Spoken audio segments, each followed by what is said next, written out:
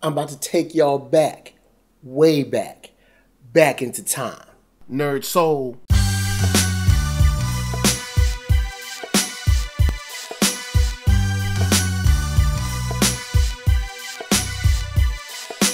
Late Ill Kid at OneYoungsta holding it down, bringing you that Street Geek and NERDSoul. What is up, my people, today? Oh yeah, we're about to get into another wonderful episode of Talk Shop, and we are continuing our read-along of IDW's Ghostbusters.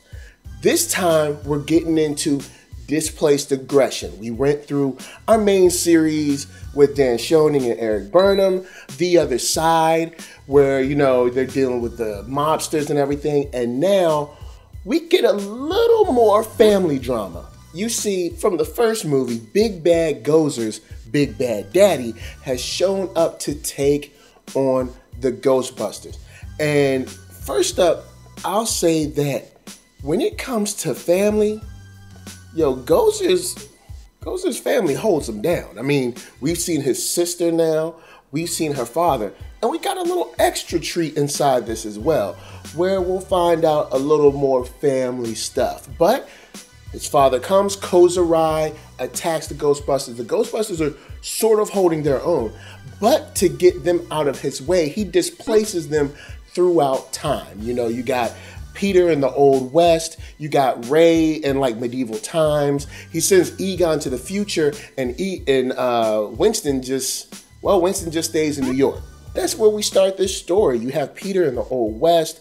He's actually kind of ghost busting with these strange, you know, demonic figures and zombie-looking creatures in the Old West, and he seems, you know, no worse for wear, except for the fact that he knows that he's like 125 years from the future. And it kind of bugs him that he's not exactly able to figure out how to get back. But don't worry your pretty little heads. Rachel comes in, and she seems to be almost ex machina, if you will. But she shows up, she's ghost busting with him, he's trying to figure out who the heck she is, and she tells him that, hey, I met your boy Egon at a lecture at college, and I'm here to save your butt. So she does that because she's hooked up the Ecto-10 in some kind of DeLorean fashion to be able to travel throughout time and place and all that good stuff. And it's very interesting to see the relationship between Pete and Rachel, because Rachel is an X factor that we haven't seen before and we don't really know too much of. And from Pete's perspective, without knowing where Egon and Ray or Winston are, it's kind of hard to trust her, even though she's pretty, and he makes that known. But they save the town, of course, the Old West. You got to save the town and walk off into the sunset, and they head off to save Ray. And the cool thing about Ray is he's chilling with King Arthur.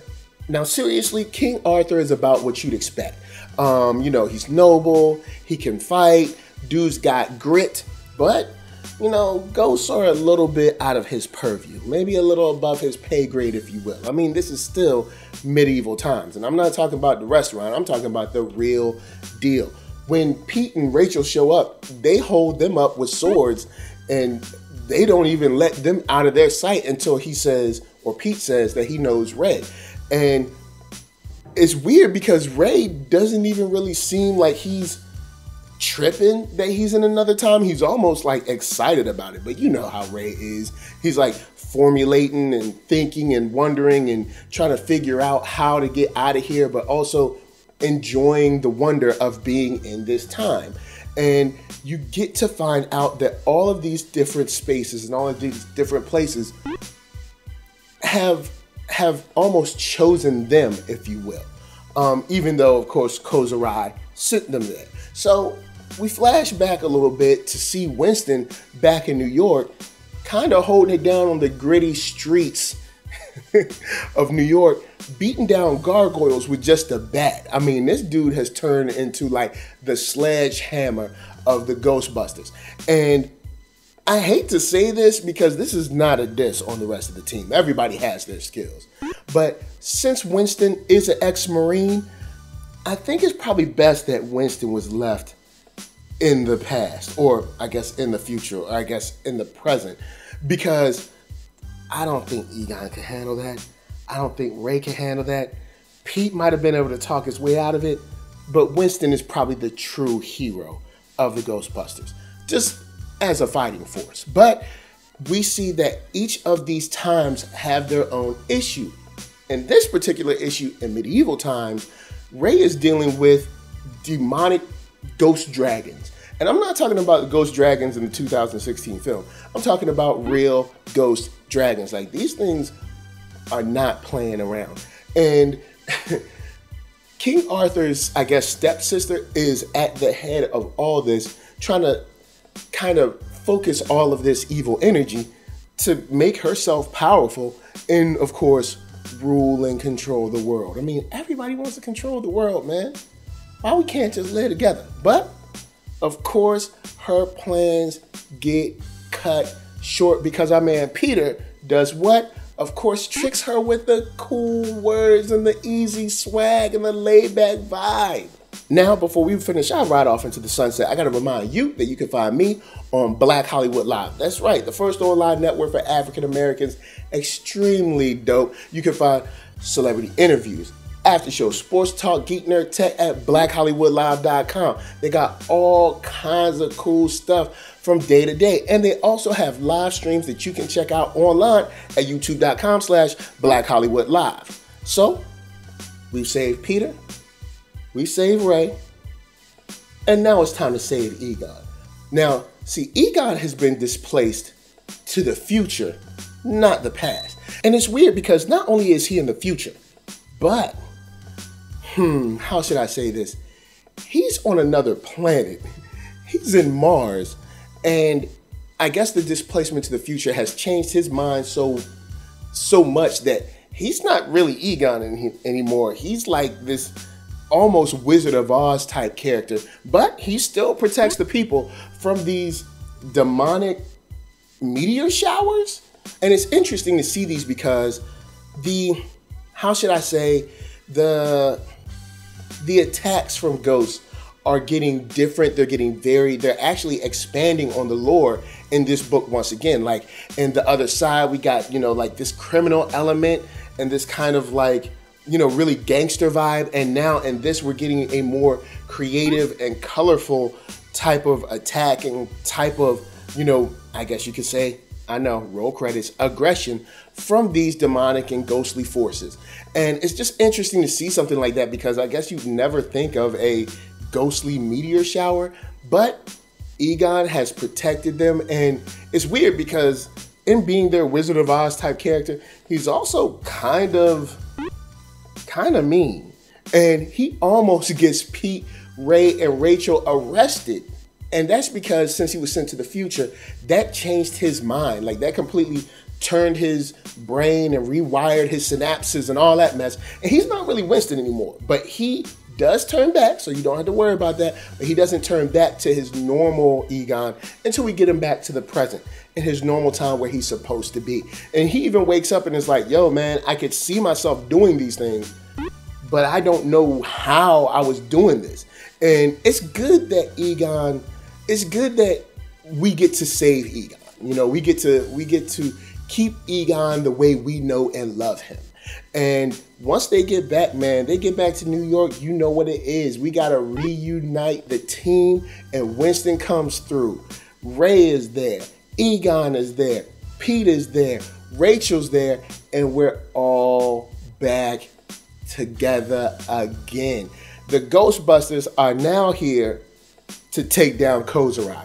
And that's the cool part about this book, is because it really builds up your anticipation for this moment that they meet back up together again, because they're separate for so long. Now, of course, we're reading along, but I'm not going to give away everything just in case somebody hasn't gotten that far with all these books. So at the end, of course, there is a showdown of, if you could say it, epic proportions with Koza'Rai and a lot of his little minions, because his little minions, they don't like humans. But I'll just say this, the Ghostbusters definitely bring the pain.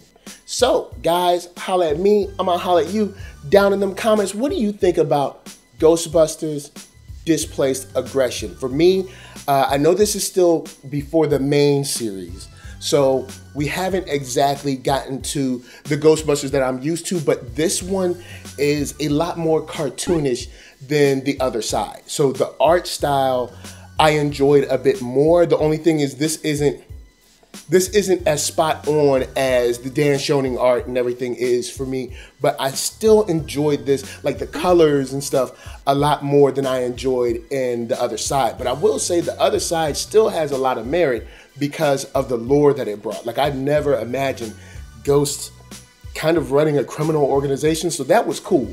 So definitely check out the other side for its just like expansion of like what Ghost can be and what Ghost can do.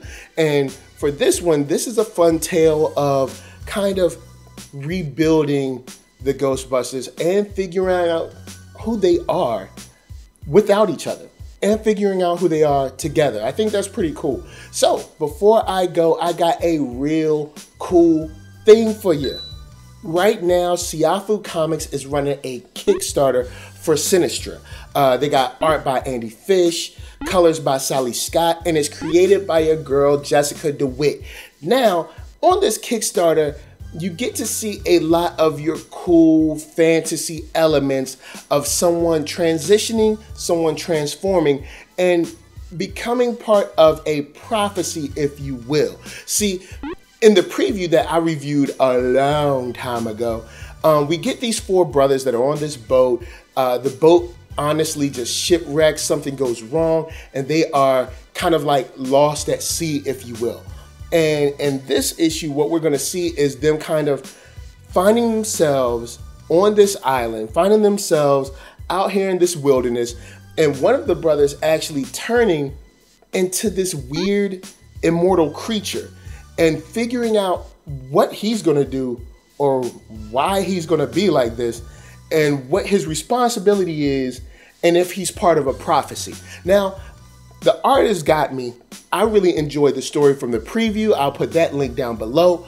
But what I think you should definitely check out is the Kickstarter. If you're into fantasy, if you're into like monsters, if you're into stories of people being, of course, this issue, displaced. If you're interested in people being displaced and trying to figure out who they are and what their place is with their new circumstances, I think Sinistra is for you. So, of course, guys, hit that link below. Check out that Kickstarter because I think it could be a lot of fun. That art looks, to me, dope. I'm really feeling it for that style. I'm loving the colors. So, guys, check out Sinistra. Figure out what you want to be when you become an immortal creature. And then holler at me, let me know down in the comments below. Would you be good or would you be bad? So that's my time and I'm going to holler at y'all later. But hit up ThatNERDSoul.com. That's right. Check me out. All my videos are there from the oldest, newest, latest, greatest, and all of that. Then hit up shop.ThatNERDSoul.com and pick yourself up a t-shirt, player. And don't forget to get one for them playettes. Then come back here, like, comment, subscribe, and share that Nerd Soul. That's right. There's no better way that I can tell people that you like what you are watching. And of course, my shout outs go to LA, what up? VA, what up? RVA, you got my heart. And please, man, be good to yourselves. Be good to each other. And of course, if there's something strange in your neighborhood, you know who you gotta call. Peace.